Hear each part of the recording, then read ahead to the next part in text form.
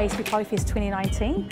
So we've got our school leaders here, we've got our sponsors, all our stakeholders, just coming together for a night for us to celebrate. So it's just time to just hit it with a bang and just go out there and make the most of it.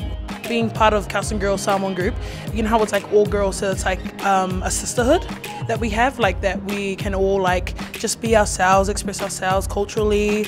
I'm really proud of who I am. I just want to represent my school, my culture, my family and my community because I'm proud of who I am. I'm a proud Tongan and I'm proud to represent my culture and my country.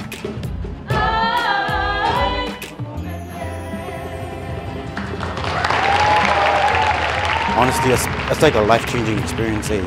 Like when I first joined the Samoan group, it was like a whole new experience. I didn't know what to expect when I first joined it, but after I joined it, like the Samoan group, it felt like a family to me. You know, when we have kids of our own, you know, in the future, near future. Oh, we're going there already. We want to make sure that our culture carries on to be within us and that we don't lose that part because it's a part of our identity, it's a part of us and a part of who we are. In New Zealand, it's very diverse, but I feel like some cultures are losing out. You start to forget about your culture and the language and that, and so I feel like Polyfest helps keep it going.